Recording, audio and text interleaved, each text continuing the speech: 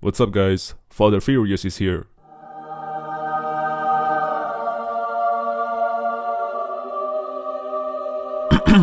My child, confess your sins. Confess to me that you're not using museum buffs, you absolute goddamn noob. I'm sorry, I felt like we started a little bit rough, so let me get a bit nicer to you guys. How y'all doing, man? It's good to be back, Steady Furious, you know. Today we're gonna talk about museum buffs because, yeah, we had some new commanders added to the museum, and it's been a long time since I did an update on this matter.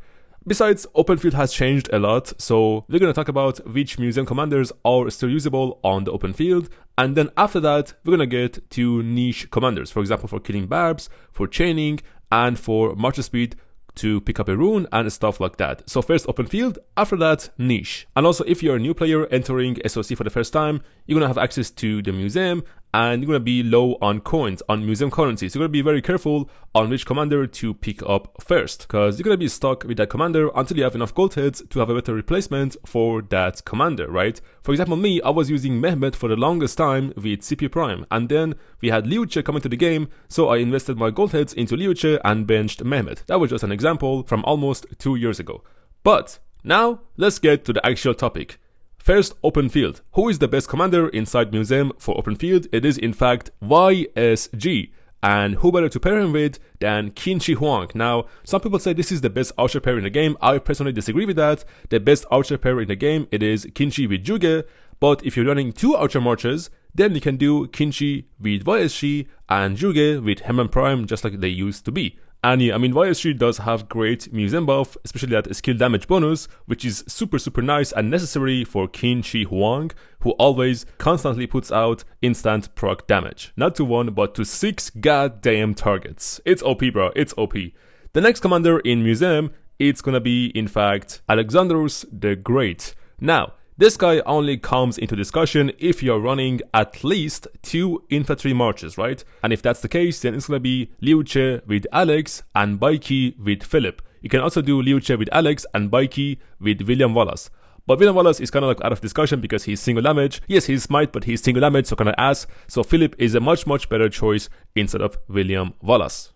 The next good open field commander in museum, it is none other than my boy William. Now William has served me great as only 5551, right? For the longest time, he has been paired with Nevsky, he has been paired with 𝒟𝒹𝒹𝓎, he has been paired with Juan Prime, and now he is being paired with Arthur Pendragon, the latest cavalry commander, who is super OP, especially if you have for him the Delta formation and the butterfly inscription on it. And there you go, my William is almost at 31 million kills, only being used as secondary, because yeah, he cannot be used primary because of that attack tree. It's super bad. It's always best to use a skill tree as primary, right? But of course with Arthur, it's gonna be the combo tree instead. And there you go, that is the butterfly inscription, which Arthur absolutely needs. If you don't have it, then at least get the rare inscription or the blue version of butterfly instead, which does the same thing, just a bit less powerful than butterfly. But again, it's super necessary for Arthur, especially if he's being used as a primary commander. Right, next we have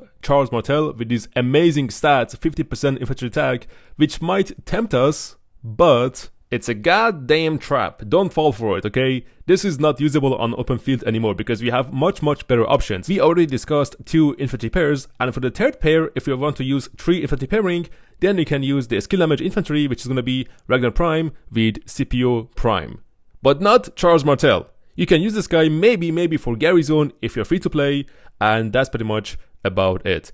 And then we come to Mehmet. Like I said, this guy served me for the longest time, back in the days with CP Prime until 𝒟𝒹𝓎 got added to the game. So Mehmet is also great. He does have nice skill damage bonus, and especially that troop health stat, right? That is super nice. So if you're new to SOC and you don't have any other alternative as a pairing, as a secondary, then you can use Mehmet until you have enough gold heads to invest in a better commander and in a current meta commander. And Mehmet alone is enough to be used as 5511. If you're lucky, you can get it to 5515, and that's even better. And then eventually, after like 4 years of playing, you will max him from the gold keys. You don't need to invest your gold heads on it. That's gonna be a waste. So yeah, that's pretty much about Mehmet, who in fact was the last commander for open field on our list. The rest of these commanders are not usable at all. they are not usable at all, bro, at all. Don't even think about it. So just save your museum currency for the next potential good museum commanders that are going to be added to the museum very, very soon. And I guess one of them going to be 𝒟𝒹𝒹𝓎, because he's almost getting ancient, right? Plus some other good ones coming very, very shortly. Right, now that the open field is done, let's talk about niche museum commanders who can be good for killing barbs, for their advantage on march speed and good stuff like that. The first commander, it is 𝒟𝒹𝓿𝓇. As you can see, 15% march speed and 25% troop attack. This is great for killing barbs, for SOC barbs, and for some events where you need to kill barbs as fast as possible in the shortest amount of time, and 𝒟𝒹𝓿𝓇 can be good for that. The next niche commander, it is 𝒟𝒹𝒹𝓎, a great commander for chaining barbs and also for just killing barbs. So 𝒟𝒹𝒹𝓎 has a great healing factor, right, which makes him to be almost immortal if you're using the right pairing. So just pair with him any circular AoE commander and boom, send him out to chain for you all day and all night. Plus that 30% cav health is super nice, tanky stats for 𝒟𝒹𝒹𝓎. The next commander is not gonna be Saladin, because that boy is long at a discussion. He was great in KvK 2. In SOC, he's barely even usable, maybe for picking up a rune because of the march speed, but even in terms of march speed, he is not the greatest, right? There are fastest commanders than Saladin, so that's just a no. And that brings us to the next great niche commander in Museum, which is in fact Richard I. So you can pair Richard pretty much with any commander that has circular AoE, and that march automatically is immortal. It just doesn't die when you chain barbarians. Just make sure you get all the 3 stones, and boom, now you have a fast chaining barb march in KvK and out of KvK. The next great niche, it is Julius Caesar. Right off the bat, you can notice that crazy march speed and a crazy all damage bonus. Some people love to use Julius to kill farm troops, right? Now that's something you can do, of course, but I do not recommend it to ruin your stats by killing T1 siege or T1 troops who are farming. Don't do that, okay? That's just gonna ruin your stats, trust me. But overall, he is super fast. If he's paired with another fast commander, you can pick up ruins, you can kill barbs and be fast with it, or you can just kill farm troops, you know, or you can chase, you can chase someone, you can kill reinforcements, joining a rally or something, and you can do all of that great stuff to contribute to your kingdom, but just don't kill farm troops and save yourself the trouble of having bad stats.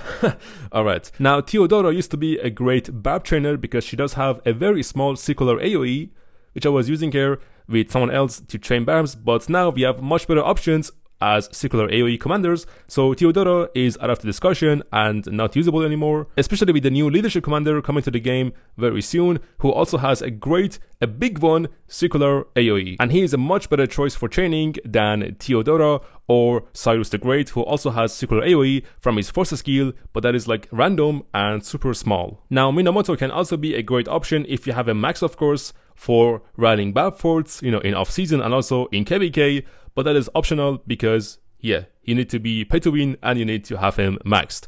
Other than that, skip. Mulan, she used to be great in Sunset Canyon as a support march with Trajan, but now no one uses it anymore because she's just trash. There are much better commanders than Mulan, so even for killing barbs, I wouldn't say it's worth it, so just skip Mulan and save your coins for a better commander. The next great niche, it is gonna be Constantine. Now Constantine is still up to date and very much usable, not on the open field, not for killing barbs, but for Sunset Canyon and for Lost Canyon in KvK. So Constantine, if you care about that, if you care about Sunset Canyon, then go for it. He is a great choice either with Baiki or even with Liu Che to be paired inside Sunset Canyon.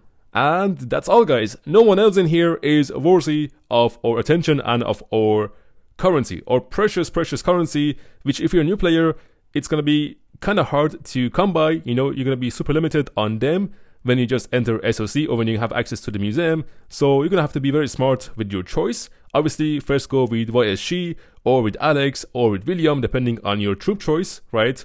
I would recommend to go with YSG because he's just a must-have for anyone, to be honest, and he's accessible since KvK 1. I'm sure everyone gonna get him for chaining barbs and also for open field. Pretty much, he just never dies. He is the longest being used commander at this point. Right, now we go to Sunset to prove to y'all that Constantine and even Guan Yu, which I skipped, are both a great option to be used in your lineup in Sunset, because yeah, they are literally Sunset meta. So if you go to Sunset rules, we can see the buffs from Museum Relics can be applied to your Sunset buff, right? So the first guy is using Constantine with Guan Yu. So there you go, that is automatically 2 Museum Commanders in the first guy's lineup. The second guy, again, using Guan Yu with Skippy and Baiki with Constantine. Third guy using Constantine with Ragnar Prime. Very interesting lineups indeed, but Constantine is present in all of them. Fourth guy using Constantine with Baiki and Guan Yu Skippy, and so on. The list just goes on, and Constantine is always present. But Guan Yu, sometimes he's present, sometimes he is not. Nevertheless, both of them great Museum Commanders for Sunset Canyon.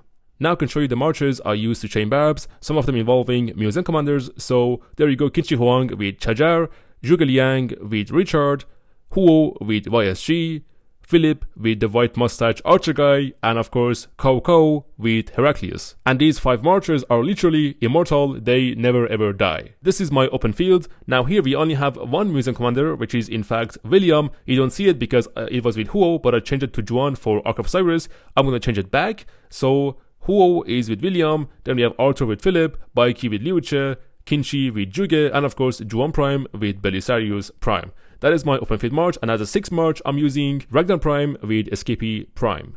And yeah guys, that's pretty much about it. Museum Commanders updated as of September 2025. This video was mostly for new players entering KVK3 or SOC for the first time.